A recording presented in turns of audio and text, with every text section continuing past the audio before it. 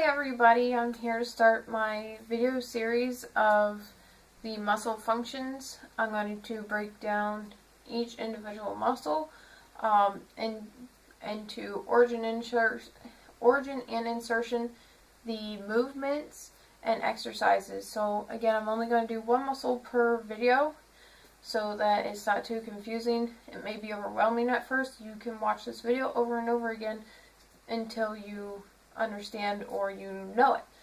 So this is to kind of help you out, to get you different exercises, to help you out understand as to why you're doing a certain exercise, and so on and so forth. So to start off, we're going to start off with the deltoid muscle.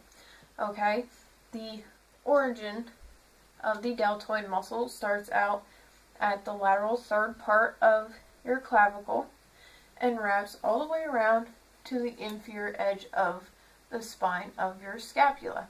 Okay, so it's a little ridge on your shoulder blade that you feel. That is where it connects to, all the way around to the front. Okay, so it's very wide at the top, and it will narrow down onto the deltoid tuberosity on the lateral part of the humerus, which is about halfway down your humerus. So, since we know where it starts and where it ends, okay, we're going to understand that this muscle has 3 segments to it.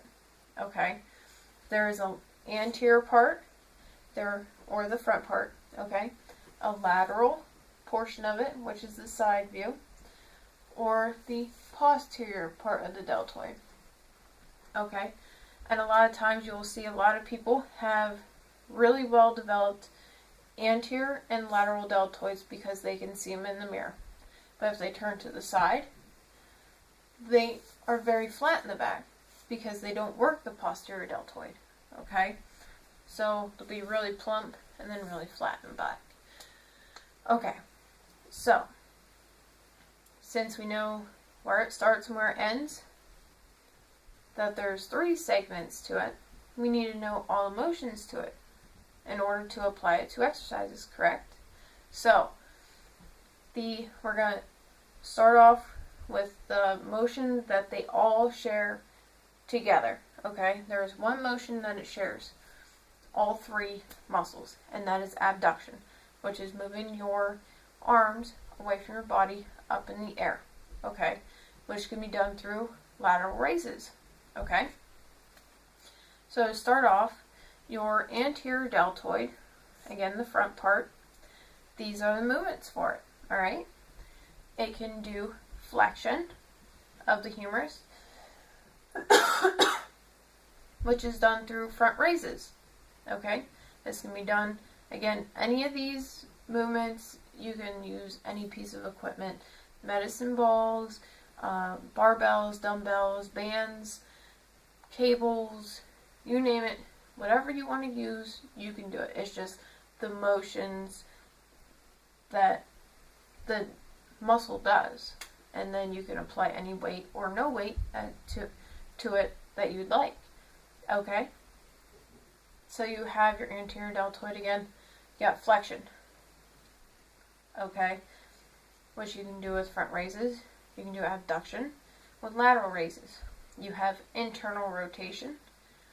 Okay, which you can just, hands at your sides, use some dumbbells, or up here, you can use some dumbbells, or you can use cables, There's also horizontal adduction, which can be done with flies. You can use cables with dumbbells. If you're using dumbbells, you can add the internal rotation to your flies. Okay? So, you also have diagonal adduction, which can be done with cables. Again, you can still do internal rotation. It's up to you. It's just an addition to the exercise. Okay? And in the diagonal adduction can come from the top or the bottom. It doesn't matter. It's the movement. Okay? It doesn't matter what direction it comes in. It's just diagonally. And then coming into the midline. Okay? So, the lateral and the posterior portion of the deltoid share 2 movements. And the lateral portion of your deltoid only has 2 movements, okay? there is abduction and horizontal abduction, okay? This is moving away from the midline, okay? Excuse me.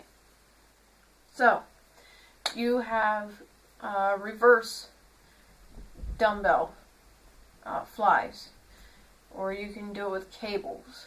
You can do face pulls, okay? You can do lateral raises again, which works all three. That is completely fine. On to the posterior part. Obviously know that horizontal abduction is posterior as well as lateral, and so is abduction, okay? So there's two movements so far, the posterior deltoid, that you already know. So we also have diagonal abduction, okay? Anything that you see in the front is done opposite in the posterior, okay? So you have diagonal abduction.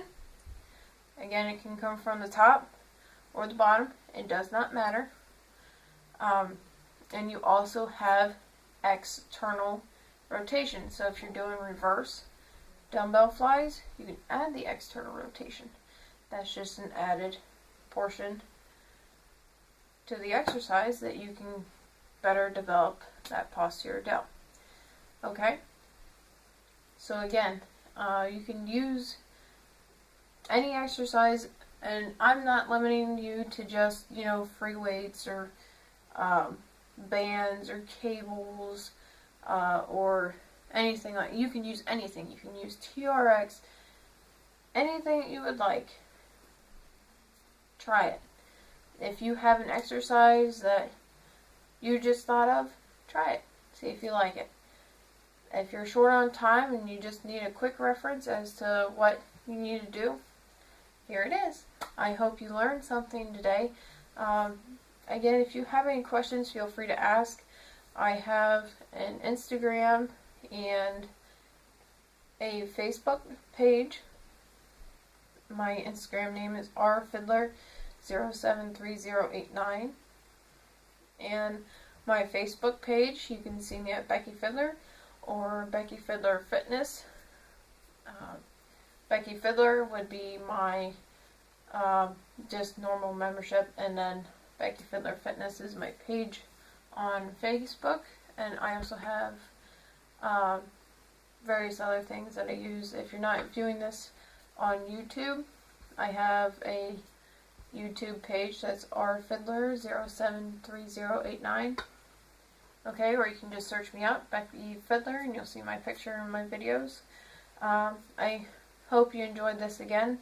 Sorry if it took too long, but I don't think it did. If you have any questions, please feel free to ask, and I will be giving you, hopefully, a new video in a week. So, enjoy.